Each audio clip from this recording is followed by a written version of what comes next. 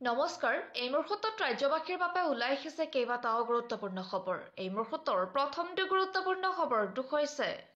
অসমত বাতিল হ'ল আসাম মুছলিম মেৰেজ এণ্ড ডিভোৰ্স এক্ট 1935 এতিয়াৰ পৰা স্পেচিয়েল মেৰেজ এক্টৰ অধীনত শেষ হ'ব বিবাহ বাল্য বিবাহ ৰোধৰ বাবে এই সিদ্ধান্ত গ্ৰহণ কৰিছে চৰকাৰে অসমত ইউচিচি প্ৰৱৰ্তনৰ দিশত আৰু এখোজ নিৰ্দিষ্ট বয়সৰ তলত হ'ব নোৱাৰিব বিবাহ 21 বছৰৰ তলৰ লৰা আৰু 18 বছৰৰ তলৰ ছোৱালীৰ হ'ব নোৱাৰিব বিবাহ এই আইনৰ সৈতে জড়িত চৰকাৰী কাজিক দিয়া হ'ব ক্ষতিপূৰণ প্ৰতি গৰাকীকে দিয়া হ'ব 2 লাখকৈ ক্ষতিপূৰণ অসমত বাতিল হ'ল আসাম মুছলিম মেৰেজ এণ্ড ডিভোৰ্স এক্ট 1935 এই মুহূৰ্তৰ দ্বিতীয়টো গুৰুত্বপূৰ্ণ খবৰটো হৈছে সকলো ৰেচন কাৰ্ড থকা লোকেই এতিয়া লাভ কৰিব অৰুণোদয় বৰ্তমান ৰেচন কাৰ্ড থকা লোক হৈছে 52 লাখ অৰুণোদয় লাভ কৰিছে 27 লাখে আৰু 20 পৰা 22 লাখ লোকক প্ৰদান কৰা হ'ব অৰুণোদয়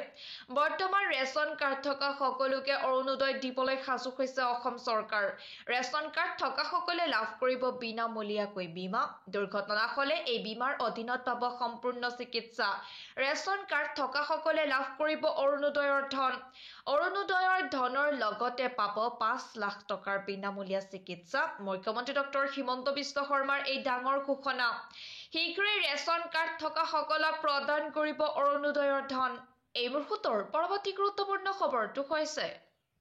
মাদ্ৰাসা ঈদগাহ নিৰ্মাণ কৰিবলৈ অনুমতি দিলে আদালতে মাদ্ৰাসা ঈদগাহ নিৰ্মাণত বাধা দিছিল একাংশৰ বাধা ওপৰাই ৰায় দিলে মহামান্য আদালতে ঈদগাহ আৰু মাদ্ৰাসা নিৰ্মাণ কৰিবলৈ অনুমতি দিলে কৰিমগঞ্জ আদালতে বদৰপুৰ নাহৰপুৰত হাফিজিয়া মাদ্ৰাসা আৰু ঈদগাহ নিৰ্মাণত বাধা দিছিল এছাম লোকে আদালতে অনুমতি দিয়াৰ পিছতে আনন্দত আত্মহাৰা হৈ পৰিছে নাহৰপুৰৰ ৰাইজ নাহৰপুৰ অঞ্চলৰ ঈদগাহৰ স্থান সন্দৰ্ভত গোচৰৰ অন্ত পেলালে কৰিমগঞ্জ আদালতে মাদ্ৰাসা আৰু ঈদগাহৰ বাবে ভূমিদান কৰিছিল মুমতাজ বেগম নামৰ মহিলাগৰাকীয়ে 3জন লোকে অভিসন্ধি কৰি মাদ্ৰাসা ঈদগাহ নিৰ্মাণত দিছিল বাধা মাদ্ৰাসা ঈদগাহ নিৰ্মাণ কৰিবলৈ ইতিমধ্যে অনুমতি প্ৰদান কৰিছে আদালতে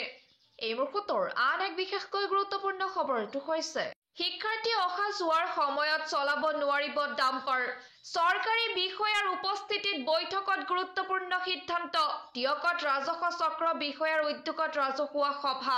স্কুলৰ শিক্ষাৰ্থী অহাৰ সময়ত চলাব নোৱাৰিব ডাম্পাৰ টিয়কত ৰাজহ চক্ৰ বিষয়া পৰিবহণ বিভাগ আৰক্ষী বিষয়াৰ উপস্থিতিত এই বৈঠক বন বিভাগ গড় কাপ্তানি বিভাগ চাৰিলেনযুক্ত ঘাইপথ নিৰ্মাণকাৰী সংস্থাৰ উদ্যোগত এই ডাঙৰ সিদ্ধান্ত গ্ৰহণ কৰা হৈছে টিয়কৰ মুদৈজান জাজিবুক সংযোগী পথটোত ডাম্পাৰে চলাই আহিছিল সন্ত্ৰাস ডাম্পাৰৰ অটপালি ৰোধিবৰ বাবে কেতবোৰ গুৰুত্বপূৰ্ণ সিদ্ধান্ত ছাত্ৰ-ছাত্ৰী অহা যোৱাৰ সময়ত ডাম্পাৰৰ চলাচল সম্পূৰ্ণকৈ বন্ধ ৰাখিব লাগিব বাহনৰ গতিবেগ সৰ্বোচ্চ 30 কিলোমিটাৰহে হ'ব লাগিব নিয়ম ভংগ কৰা ডাম্পাৰৰ বিৰুদ্ধে লগে লগে লোৱা হ'ব একশ্যন শিক্ষাৰ্থী অহা যোৱাৰ সময়ত চলাব নোৱাৰিব এতিয়াৰে পৰা ডাম্পাৰ এই মুহূৰ্তৰ পৰৱৰ্তী গুৰুত্বপূৰ্ণ খবৰটো হৈছে আসাম মুছলিম মেৰেজ এণ্ড ডিভোৰ্স এক্ট বাতিলৰ বিৰোধিতা AIUDFৰ আইন বাতিলৰ বিৰুদ্ধে ন্যায়ালয়ৰ কাষ চাপিব AIUDF মুছলমানৰ ৰাজনৈতিক অধিকাৰ খৰ্ব কৰাৰ বাবে এই কাম কৰিছে বিজেপিয়ে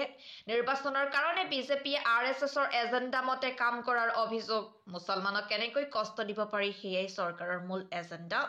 মাদ্ৰাসা মছজিদ ভঙাৰ পৰা আইন বাতিললৈ সকলোবোৰ এজেণ্ডা RSSৰ হেঁচাত পৰি এই কাম কৰিছে ৰাজ্য চৰকাৰে